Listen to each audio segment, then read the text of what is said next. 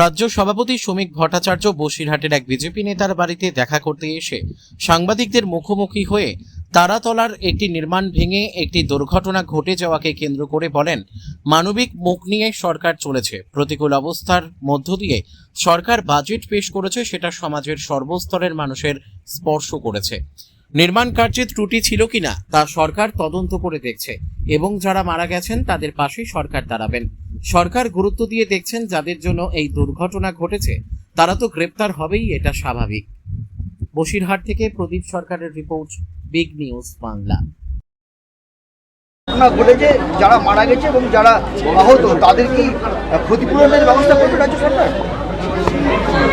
একটা মানবিক রূপ নিয়ে এই সরকার চলেছে। প্রতিকূল পরিস্থিতির মধ্যে এই সরকার যে বাজেট পেশ করেছে সেটা সমাজের সর্বস্তরের মানুষকে স্পর্শ করেছে। নির্মাণ কার্যের ত্রুটি ছিল কিনা বা কারা এই কাজ করছিল সেটা সরকার দেখছে, তদন্ত করে, এবং যারা মারা গেছেন সরকার তাদের পাশে দাঁড়াবে। বলছি, এই যে যারা এই নির্মাণ কাজ করেছে যদি তাদের ত্রুটি হয় তাদের কি গ্রেপ্তার হবে? এটা সম্পূর্ণভাবে সরকারের বিষয়। যাদের জন্য এতগুলো মানুষের প্রাণহানি হয়েছে তাদের তো গ্রেপ্তার হবেই, এটাই স্বাভাবিক। আর সুমিতা, বলছি রাজ্যের বিভিন্ন তৃণমূল নেতাদের যাদের ফাইল রয়েছে, যাদের বিরুদ্ধে অভিযোগ রয়েছে বিভিন্ন, কিন্তু দেখা যাচ্ছে এখনো বেশ কিছু ফাইল খোলা হয়নি, তারা গ্রেপ্তার হয়নি।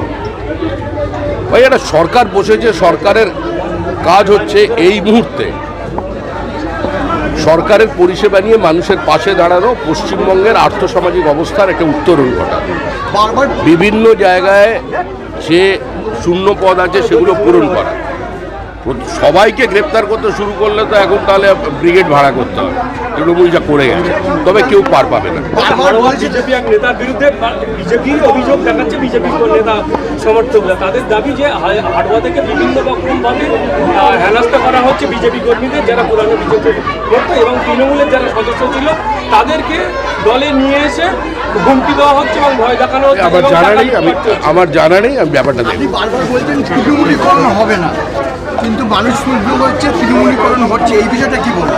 তৃণমূলকরণ বিজেপির হবে না, হবে না, হবে না, এটাই শেষ কথা। তৃণমূলের সংস্কৃতির বিরুদ্ধে পশ্চিমবঙ্গের মানুষ আমাদের জিতিয়েছে।